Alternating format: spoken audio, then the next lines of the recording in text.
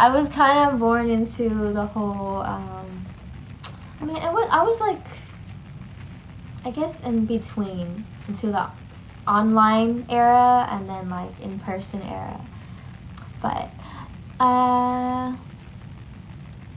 thank you so much for following. Thank you guys. I guess it is a lot easier when big corporations everywhere entice people. Yeah.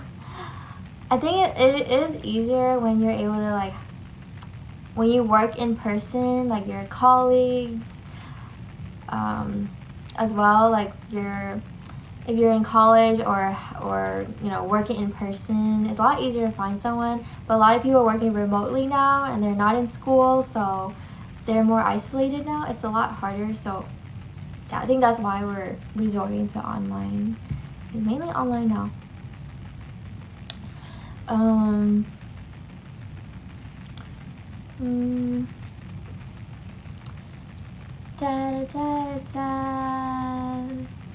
Thank you so much, guys.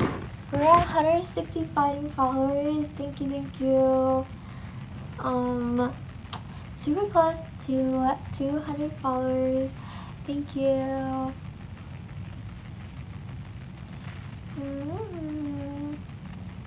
Anyway, next sentence in the book. Okay, yes. So next sentence, being right, making wrong. Complaining as well as fault-finding and reactivity strengthen the ego's sense of boundary and separateness on which its survival depends. But they also strengthen the ego in another way by giving it a feeling of superiority on which it thrives. It may not be immediately apparent how complaining, say, about a traffic jam, about politicians, about the greedy wealthy or the lazy unemployed, or your colleagues or ex-spouse, men or women, can give you a sense of superiority. Here is why. When you complain, by implication, you are right and the person or situation you complain about or react against is wrong.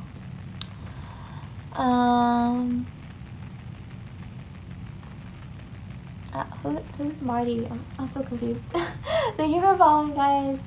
There is nothing that strengthens the ego more than being right. Being right is identification with a mental position, a perspective, an opinion, a judgment, a story. For you to be right, of course, you need someone else to be wrong. And so the ego loves to make wrong in order to be right. In other words, you need to make others wrong in order to get a stronger sense of who you are. Not only a person, but also a situation can be made wrong through complaining or reactivity, which also implies that this should not be happening.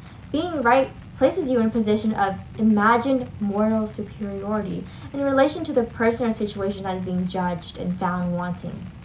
It is that sense of superiority that the ego craves and through which it enhances itself.